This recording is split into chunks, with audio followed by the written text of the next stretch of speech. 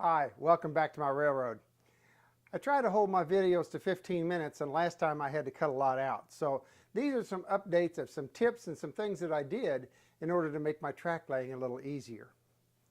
In building many layouts over the last several years that we did before we retired, I learned a lot of things about track and how to lay it and how to make it work, maybe a little bit better the first time out.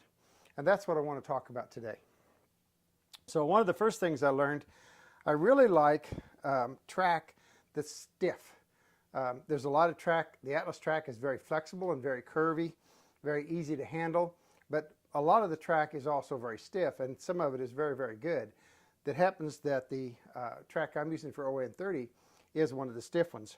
So the question always becomes, how do I straighten it? Because once it gets bent, it becomes really hard to straighten it out. Actually, it's very easy. I just simply take it on the table, bang it a couple times that way, bang it a couple times that way, back again, and you can get the idea that this track is really very straight. Now, the other thing that I do is I use a tool for putting in my rail joiners. And this is a piece of, or a vice grip tool with a piece of rail that I've cut. Now you have to use the same rail size as the one that you are using on your railroad. So I'm using code 83, so this is a piece of code 83 rail. And what I've done with this is I take it and I put it in the vice grip, hold it tight, and then I put it down against the table and I bend it. So this has a little bit of a crook to it. Okay, so here we have some rail joiners. Now this is the standard 4-up strip. There's four of them together. I put that on. Now one thing I've done is I have made that holder, this piece of rail, just a little bit less than half of the distance of the total length of the railroad. It was right in the middle of the joiner. And that's so I can take it, hold on to it, and I can cut it actually in half. So the first thing I'm going to do is cut these off, and I cut them back a little bit close to the tab, and then I just cut them in half.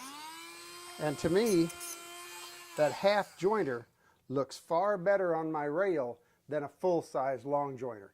It's also easier to put in. And as far as holding goes, I don't really need that full length unless you're going to do some really tight curves. If you're in HO and going to do 24, 22-inch radius curves, maybe even 26 or 28s, 28's getting kind of where you can use the half joiners, but if you go much below 28, you really need that strength and the soldering connection in order to make that rail hold up as you bend it. And another tip, I always solder my rail straight and then bend it if the joint is going to be in the curve. Don't try and lay two curved pieces and then solder them after the fact. You'll really almost always get a kink. The other thing I do then is I take that rail joiner and I slide it onto the end of the rail. But now a word about rail. Rail has a ball, a top, a web, the center part, and a foot. And when I take my Dremel tool to prep the rail for putting on the rail joiners, I will take the end of the rail and I barely touch the foot. I just want to make a little bit of an edge to it. And I want to touch that web. Sometimes the web's pretty thick. I want to skinny it down a little bit, and that will make the joiner easier to put on. The other thing is if I take my Dremel tool and cut the rail, I almost always leave a burr on the bottom of the foot. So it's much better to take my Dremel tool then and just barely touch the bottom of the rail just to take that burr off, and it'll make putting the rail joiner on much, much easier. So that's my tips and tricks on rail joiners. I'm kind of obsessive on the half rail joiners, and a lot of people tease me about them, but I really think they look better in the long run once the track is down. When it comes to putting on feeders, I want to make sure that I get my feeders on and marked before I put the track down. In other words, I don't want to solder my feeder on here and then come back and try and locate it. It's too hard when that wire's stuck on there to try and find it. So what I will do is come along in here, lay my track in place.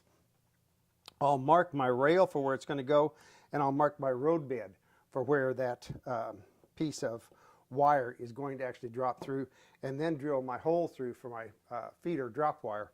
That way when I solder it on, I just simply drop it directly in. I really like to solder those wires on the bottom of the rail if at all possible, because it absolutely will not show. If you'd rather have your wires show a little bit so that you can find them later on for repair work, then you may want to put it on the outside of the rail. Never solder that wire on the inside of the rail. There's no reason to, there's no need to, and all it's going to do is cause you problems with flangeway clearances and who knows what else. So always solder your feeder wires on the outside or on the bottom of the rail, never on the inside. That's pretty much it on track. This is kind of just a short little quickie on some of the tips that I use for laying track when I go to put it in my railroad. I hope that you get a chance to go down to your railroad and let your trains put a smile on your face.